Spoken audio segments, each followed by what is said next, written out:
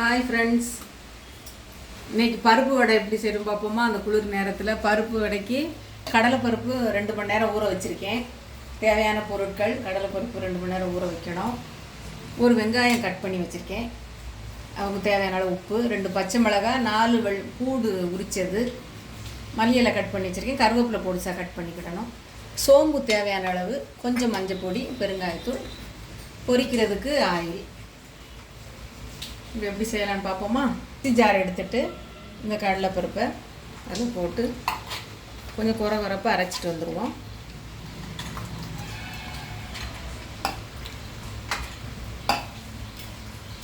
கடலைப்பருப்பில் கொஞ்சம் அரைக்காமல் கொஞ்சம் எடுத்து வச்சிடணும். இதெல்லாம் கிரைண்ட் அரைக்கணும்.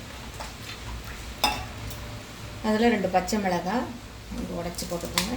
2 பச்சை மிளகாய், 4 பூடு, வெள்ளைப்பூடு, கொஞ்சமாக சோம்பு, இதெல்லாம் மஞ்சள் தூள் கொஞ்சம், இதெல்லாம் மிக்சியில் கொஞ்சம் மஞ்சள் தூள், கொஞ்சம் தேவையான அளவு உப்பு போட்டு அரைச்சிட்டு வந்துடுவோம்.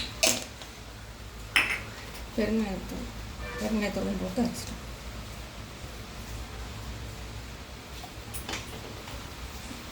மிக்சியில் அரைச்சிட்டு வரேன். இது குறப்பாக மிக்சியில் அரைச்சிட்டு வந்துடுவோம். குறப்பாக அரைச்சிட்டு வந்தாச்சு. இப்போ இதை ஒரு மிக்சிங் பவுலில் போட்டுக்குவோம். மிக்சிங் பவுலில் போட்டு தேவையான அளவு ஆனியன், கொத்தமல்லி கொஞ்சம் கட் பண்ணிய கருவேப்பிலை எல்லாம் போட்டு நல்லா மிக்ஸ் பண்ணணும். ஆல்ரெடி கொஞ்சம் இது அரைக்காத இது கொஞ்சம் கடலைப்பருப்பு இருக்குது, அதையும் சேர்த்து மிக்ஸ் பண்ணிக்கிடுவோம். மிக்ஸ் பண்ணி ஃப்ரெண்ட்ஸ், இது மாதிரி உருண்டையாக உருட்டி வச்சுக்கோங்க. நல்லா மிக்சிங் பவுலில் பிசைஞ்சு உருண்டையாக உருட்டி வச்சுட்டு ஆயில் நல்லா சூடாக இருக்குது. இதில் நம்ம ஒன்று ஒன்றா நல்லா அழகாக பொரிச்சு எடுப்போம்.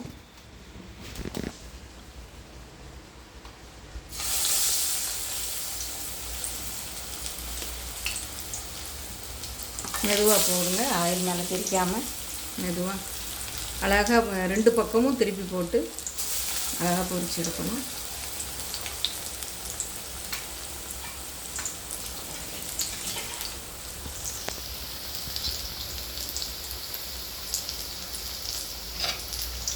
இப்போ திருப்பி போடலாம். மெதுவாக பார்த்து போடுங்க.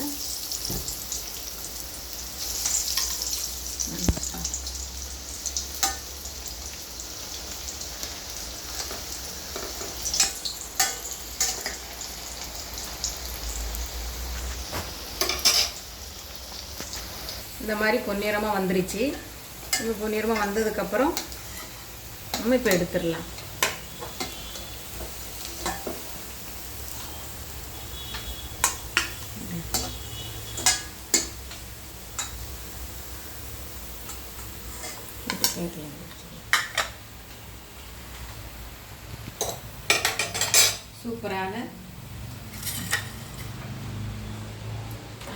சூப்பரான கிறிஸ்பியான